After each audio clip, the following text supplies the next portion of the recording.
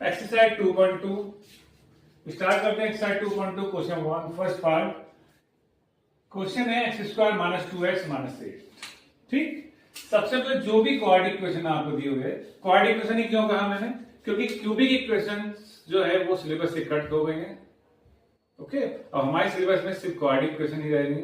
तो quadratic equation जो भी आपको दिए हुए उसको सबसे पहले राइट कर लीजिए एफ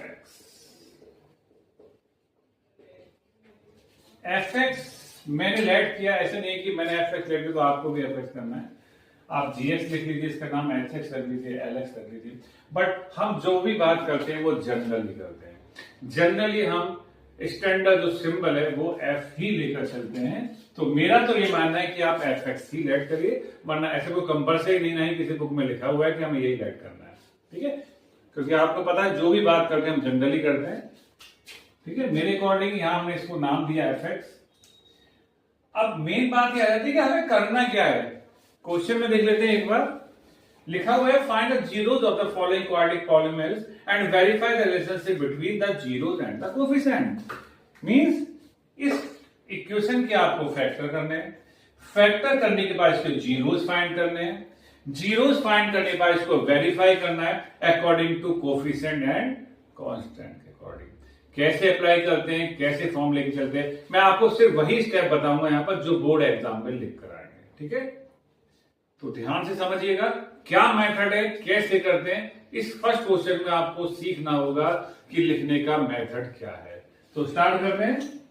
सबसे पहले हम इक्वेशन के फैक्टर करेंगे।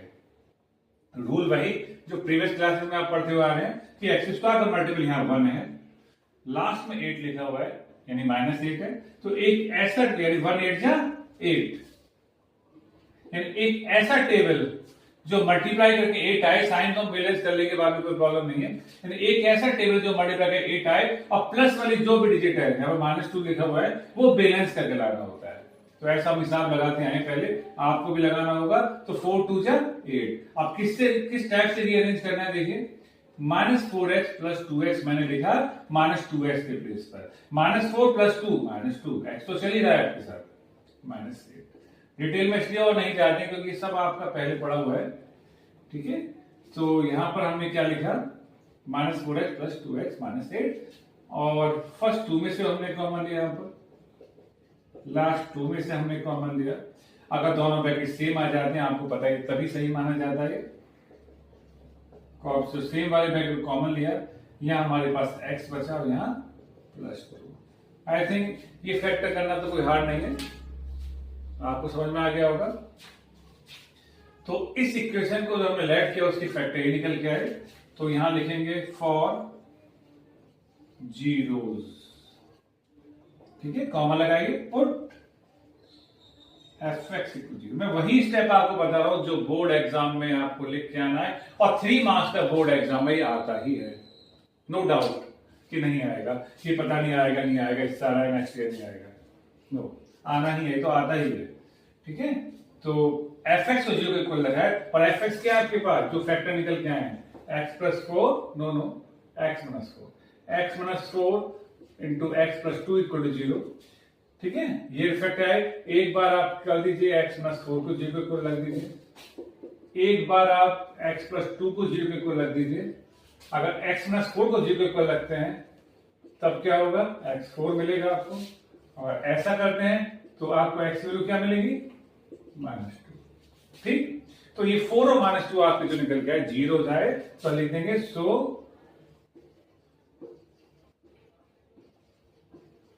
Zeros are 4 and -2।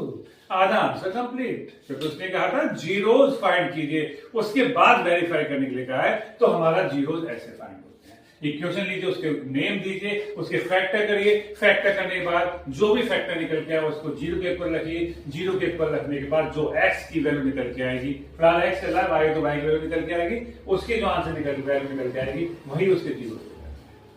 क्लियर? चलिए अब आते हैं वेरिफिकेशन कैसे करते हैं। क्लियर? तो वेरिफिकेशन के लिए थोड़ा स्पेस बना लेते हैं यहां पर। आप हेडिंग लिख लीजिएगा वेरिफिकेशन क्लियर।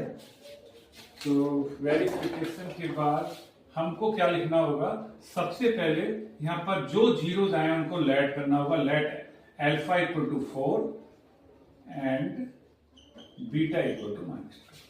ठीक है, तो एक जीरो का नाम अल्फा रखना होगा, दूसरे जीरो का नाम बीटा रखना होगा।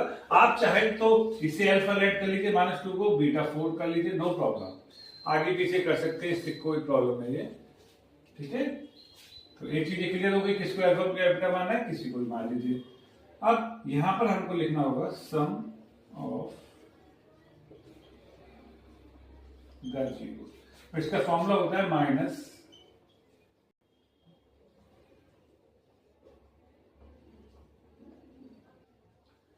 कोफिशिएंट ऑफ x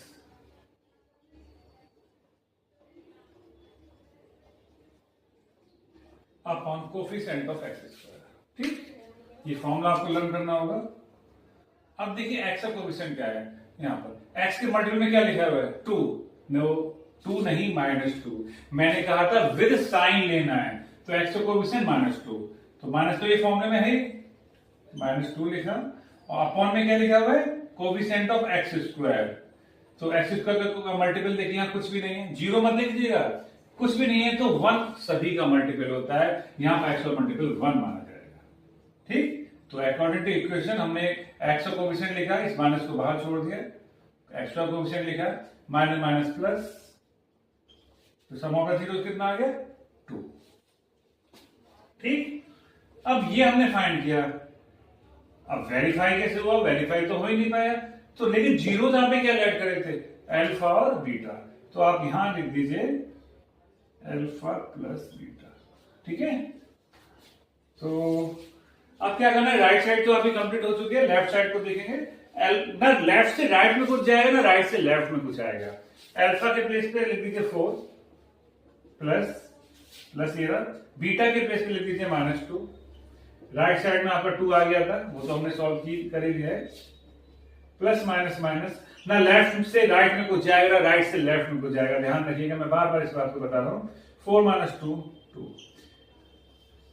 दोनों वैल्यू सेम आ गई, इक्वल टू लेफ्ट साइड वाली भी राइट साइड वाली भी। अगर दोनों वैल्यू सेम आती है तो आपका ये आधा पार्ट वेरीफाई हुआ है। आप कहेंगे आधा पार्ट, यस, अभी हमने वेरीफाई किया सम ऑफ द जीरोस का, फिर करेंगे प्रोडक्ट ऑफ जीरोस का। ध्यान रखिएगा, अगर आपका ये वेरीफाई नहीं हो रहा है तो मिस्टेक आपकी है।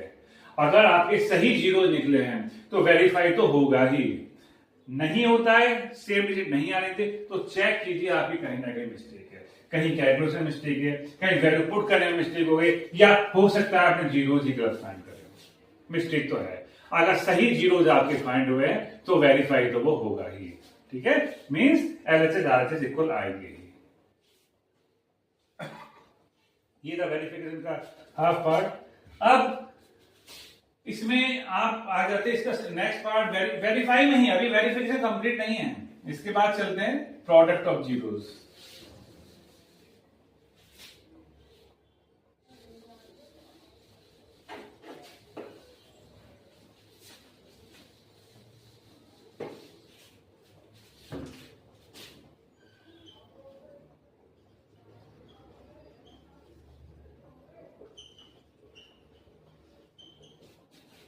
इसका फॉर्मूला लर्न कर लीजिएगा, constant term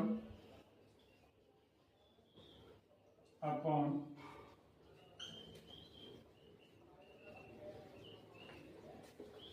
coefficient of x square. ठीक है, अल्फा इंटू बीटा। हाँ, पहले मैंने बाद में नोट किया था, अभी लिख देते हैं। प्रोडक्ट किसका, जीरोस का, जीरोस क्या ऐड किया पे अल्फा बीटा, और इक्वल टू में यहाँ कांस्टेंट टर्म देखिए, इक्वेशन में कांस्टेंट टर्म कौन सी है, जिसे वेरिएबल नहीं है, -8 नहीं -8, और एक्स्ट्रा कोफिशिएंट क्या है यहाँ पर देखिए 1। ठीक है, तो अल्फा प्लस बीटा आपका ये आ गया। अब चलिए यहीं हम वैल्यू रख देते हैं, अल्फा के प्लेस पर क्या है, यहाँ पर 4 है, और बीटा के प्लेस पर क्या है -2। इधर आपका राइट साइड में 1 में तो कुछ होता ही नहीं है इसका, तो 4 2 8, और प्लस माइनस माइनस, ना लेफ्ट से राइट में कुछ गया, ना राइट से लेफ्ट में कुछ आया, और दोनों वैल्यू सेम आ गई, तो इसका मतलब हमने सही कैलकुलेट किया है, सही हुआ है हमारा। इस हो गया verified. Sum of the zero में हमने एलएचएस इक्वल आरएचएस दिखाया, प्रोडक्ट ऑफ जीरो में हमने एलएचएस इक्वल आरएचएस दिखाया है। तो ये है verification of equation x square minus 2x minus 8। 3 marks का बोर्ड एग्जाम में आना ही है, पक्की बात है। इसी मेथड को हम फॉलो करेंगे आगे। और भी पार्ट है यहाँ पर, 6 पार्ट है हमारे पास। फर्स्ट पार्ट मैंने कर दिया है, सेकंड पार्ट के लिए आगे चलते हैं। देखिए